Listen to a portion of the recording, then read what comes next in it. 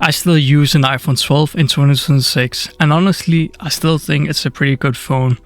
That might sound a little crazy because yeah, it is old now. It is not the newest iPhone, it does not have the newest camera system, and it definitely does not have all the extra stuff Apple uses to sell with the newer models.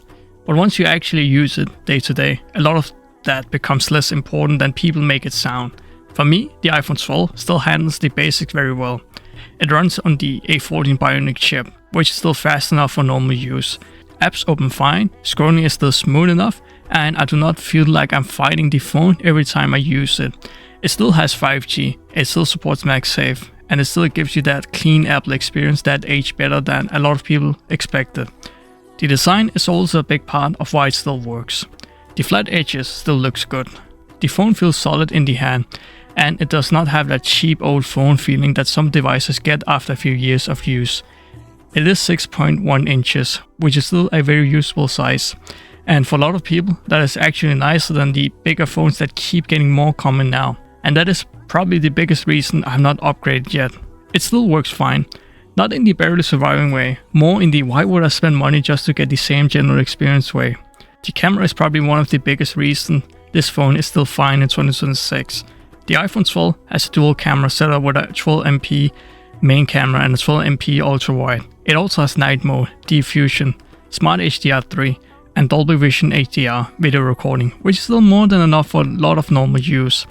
It is not the best camera anymore, obviously. Newer iPhones are way better, especially in low light zoom, detail and video stabilization, but for a phone this old, the iPhone 12 still takes pretty good images if you ask me. Good enough for social media, good enough for casual content, and good enough for everyday life, especially if you share a lot of stuff on WhatsApp.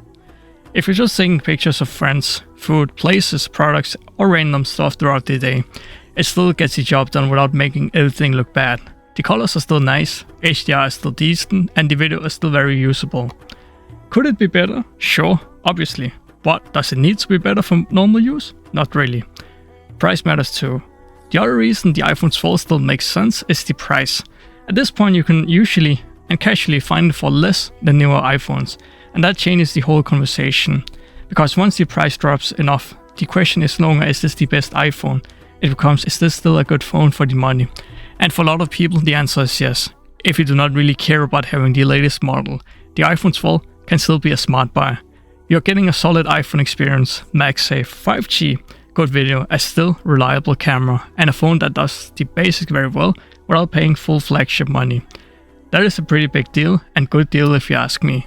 Especially when newer phones keep getting more expensive for features that for some people are nice to have but not actually necessary at all. What feels old, to be honest. The battery is probably the biggest thing that reminds you it is older. That is usually how it goes with phones, not just with the iPhone. The battery starts becoming the thing you notice first. And once that happens, the phone starts feeling older, even if everything else works fine. And once that happens, the phone starts feeling older, even if everything else still works fine. The 60Hz screen is another thing. It is not bad at all, but if you use the newer phones, you will definitely notice that it's not as smooth. And the camera, while still good, is clearly not at the level of the latest iPhones anymore. Newer models give you better night shots, better zoom, better detail, and better video across the board. So yeah, there are signs that this is an older phone from an older generation, but none of those things make it unusable. They just make it feel like a phone that has reached the point where it is aging normally instead of failing. Why I still keep it? At the end of the day, I still keep using the iPhone 12 because it still feels good enough for me. And that is really the main point. It is reliable, it is still pleasant to use, it doesn't lag at all, the camera is still good, the design still holds up, and the price of upgrading does not feel worth it yet for me right now. I think that is something a lot of people can relate to. You do not always need the newest thing just because it exists. Sometimes you already have a phone that still does what you need, and that is exactly why I am with this one. So yeah, the iPhone 12 in 2026 is still good. Not flashy, not cutting edge, just good. And honestly, that is enough for now.